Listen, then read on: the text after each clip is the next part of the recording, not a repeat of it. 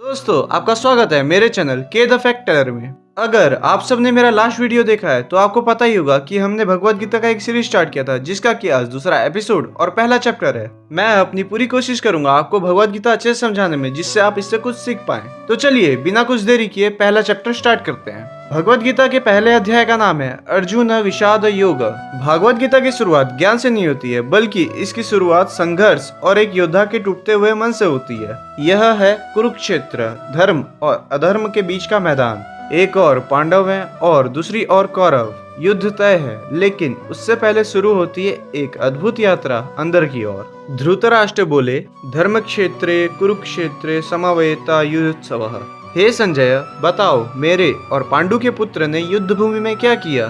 संजय देख रहे हैं वो दृश्य जो इतिहास बन गया। दोनों सेनाएं वीरों से भरी है। द्रोणाचार्य, भीष्म, अर्जुन, भीम, युद्ध की पूरी तैयारी है। शंख बजते हैं, धनुष चढ़ाए जाते हैं। अर्जुन, पांडवों का सबसे पराक्रमी योद्धा, अपने सारथी श्री कृष्ण से कहते हैं, हे माधव, मेरा रथ दोनों सेनाओं के बीच में ले चलो। मैं देखना चाहता हूँ मुझे किनसे युद्ध करना है। लेकिन जब अर्जुन युद्ध भूमि के बीच में पहुंचते हैं तब उनका दिल कांप उठता है। उनके गुरु द्रोण, पितामह भीष्म, मित्र, भाई और रिश्तेदार।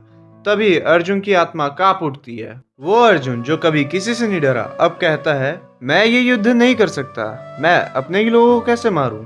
इस विजय का क्या मूल्य होगा? उनका शरीर कांपता है, मन भर आता है और वो रथ में बैठ जाते हैं सुख और मोह से भरकर। यही है अर्जुन विषाद योग। जब वीर भी हार मानता है, जब बुद्धि और भावनाएं टकराती हैं, तब शुरू होती है आत्मा की खोज। संजय उवाच, यानी कि संजय के बोले हुए शब्द। एवं उक्त अर्जुनः संख्ये रथोपस्थ उपविशत् विसृज्य सशरम चापम शोक संविघ्न मानसः। और इस प्रकार कहते हुए अर्जुन युद्ध भूमि में अपने रथ में बैठ गया, अपने धनुष को नीचे रखकर शोक से व्याकुल मन के साथ। गौर कीजिए, भगवत गीता की शुरुआत ज्ञान से नहीं होती है, बल्कि एक महान योद्धा के टूटते हुए मन से होती है।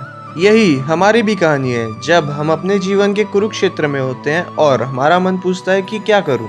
हर आत्मा के जीवन में कुरुक्षेत्र आता है। जहां हमें रास्ता नहीं दिखता, वहां गीता हमें दृष्टि देता है। अध्याय 1 में प्रश्न उठता है और अध्याय 2 से हमें उत्तर मिलना शुरू होते हैं जब श्री कृष्ण बोलना शुरू करते हैं। तो पहले अध्याय में बस इतना ही। मिलते हैं दूसरे अध्याय में।